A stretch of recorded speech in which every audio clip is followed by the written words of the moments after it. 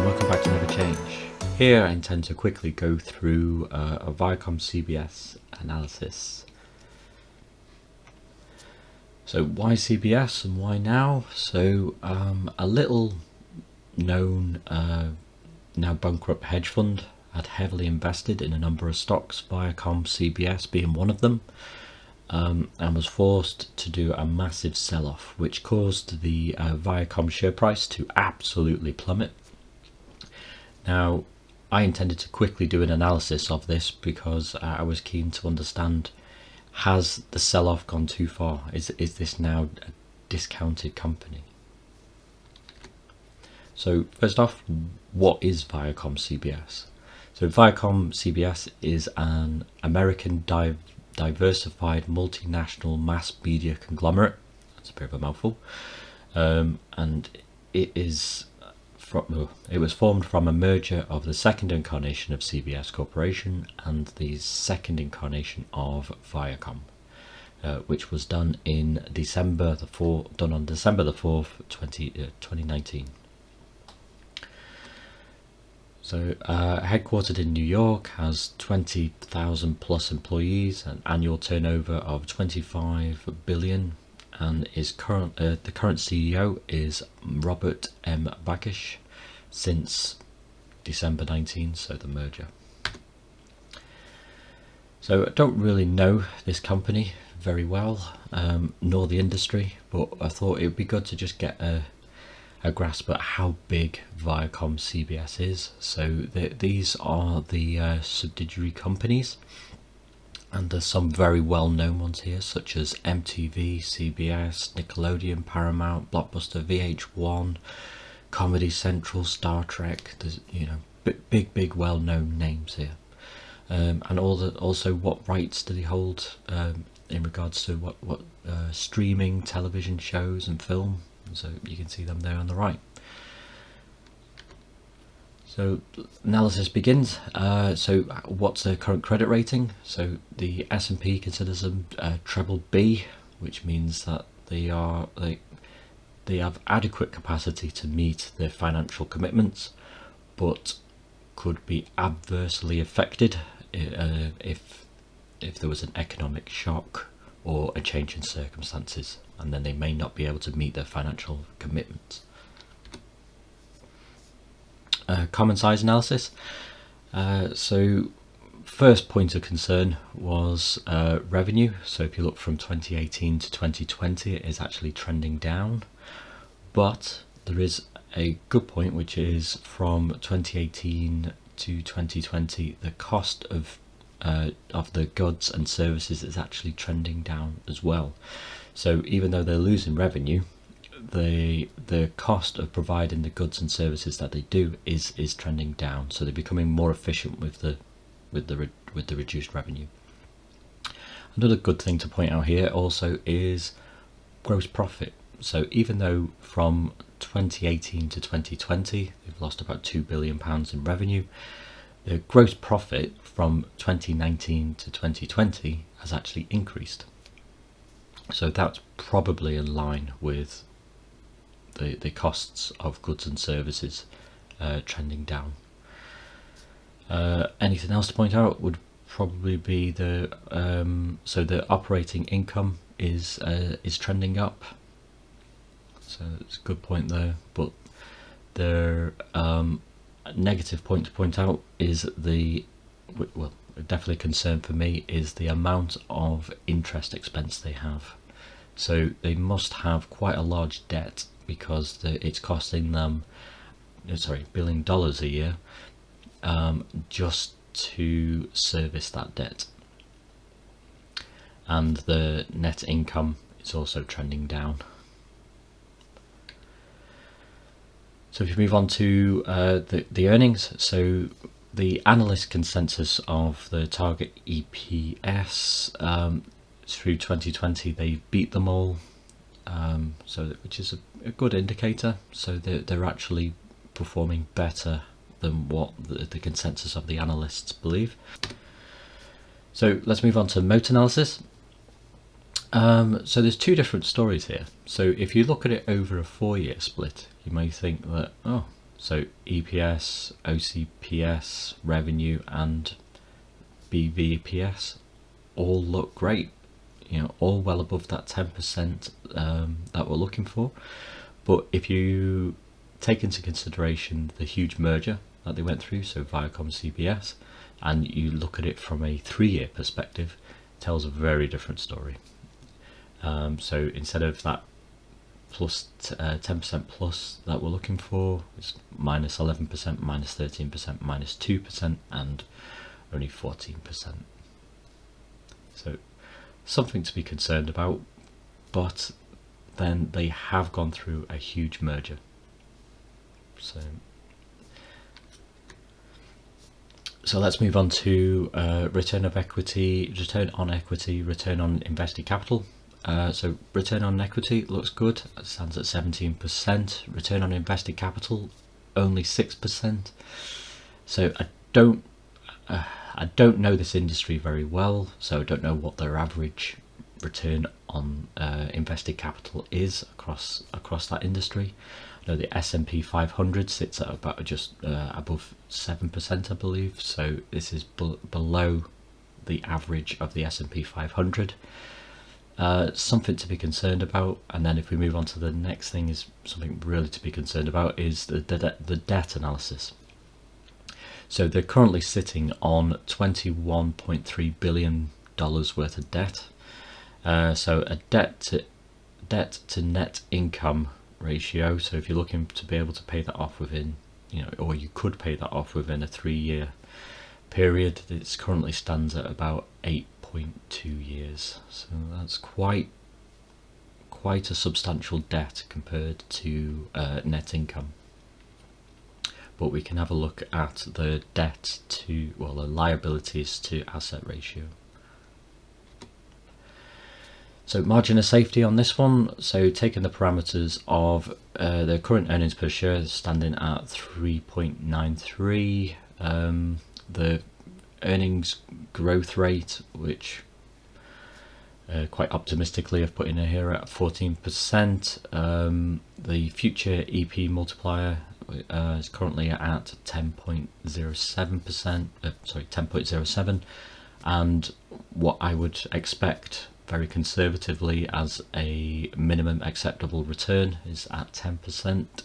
So based on those parameters, over a 10-year period, the future EPS looks at $14.94, future retail value of $159, and a current day sticker price as $61.63. So at a 25% margin of safety, you're looking at a share price of 45.08. Same parameters again. For a 50% margin of safety, you're looking at $30.05.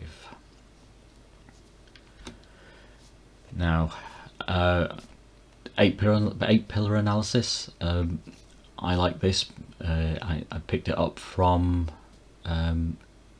Everything Money.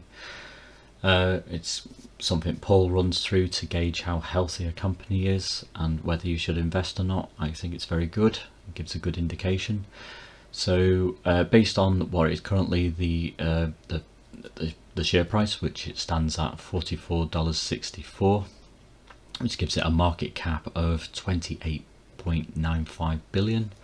So based on the last 3 years, the PE ratio is 11.39, which, good indicator. The profit margin, looking for greater than 10%, currently stands at 9.58%. So I've given it a green indication here because it's so close, and I don't know the industry, so that could be well above industry standard. Not sure. Didn't do good on revenue growth, not doing good on profit growth. They are diluting their shares, so they're increasing the amount of shares on the market. The current assets to liabilities, so their assets are greater than their liabilities, but the liabilities as a percentage is almost 70% of their their assets, so that is quite high. Free cash flow, yes, they do, not over a great period of time, but they have, from the last year to this year, have increased in free cash flow. And the current price of free cash flow stands at 12.48. So I decided to run through the free cash flow price to keep free cash flow again, based on the 50% margin of safety. So outstanding shares, 680 million.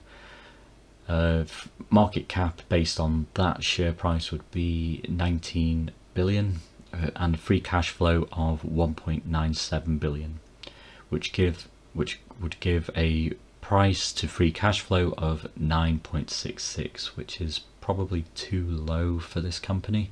So margin of safety of 50% based on the parameters before was probably too much. Okay, so things to consider. Any risks around this investment? I've only done a very, very basic level of research on this. I would recommend doing far more research if you intend to invest in this company. But its credit rating is BBB, is not bad but not great. Currently carrying a lot of debt. It has a high liabilities to assets. It's only managing a 6% return on invested capital. Its revenue's been trending down over the last 3 years. Its net income is also trending down. There's a lot of anxiety around this stock. If it misses an earnings, or there's another market shock, or the share price will tank. They are diluting their share price over time, and also, and quite importantly, because this discounted share price has happened because of a hedge fund going bankrupt. Have all of those shares that the hedge fund had, have they been sold off, or are the banks holding on to a couple at the moment? You never know. So the sell-off may not be over. Things to consider from a positive perspective: the free cash flow is increasing. It has increased by $1 billion from last year to this year. Through my little amount of research I've done, it's become apparent that they have gone through a large merger, and now that they're through that, they're becoming more efficient with how they now operate. The cost of goods and services is trending down, so they're becoming more efficient with how they operate. And the current parameters that we're using to estimate stock value is saying that this currently at this price, so $44, is undervalued. And one thing that I kind of got in the back of my mind, which of viewing quite a few of these Viacom analysis, is no one's really saying that this sell-off was not due to Viacom's business or future prospects. This was due to an over-leveraged hedge fund going bankrupt. So Viacom's business prospects and future prospects they're the same now as they was before. So what gave them the rise and their stock price, trending up originally, still exists today. So I can't help but feeling that the market has overreacted on this one and has given you a discounted stock. If I'm missing something here, please let me know, because so my conclusion is credit rating. There are issues around highlighted in the common size analysis, which would require further investigation. Same with the Moat analysis, same with return on equity, return on invested capital. They have a lot of debt and they didn't pass all of the 8 pillars. Based on that, unsure about the potential growth of of this company without doing further research. Also further research for me into the industry, because I don't know this industry very well. And the analysis consensus about the future growth as well is not great. So there are a number of risk factors in here that would need to be investigated if you intended to heavily invest in ViacomCBS. But they are under, based on the parameters that I've put into the model, they are showing that they're undervalued by about around $15 a share. So, based on, and that's based off the a 25% margin of safety. So I would say that a good share price for this currently is between $44 and $45. So thank you. What do you think about this stock? Do you think it's worth the investment? Are there risks that I've not highlighted? Is there growth potential here that I've not highlighted? Please let me know in the comments below, and let's share what we know. Thank you. Cheers.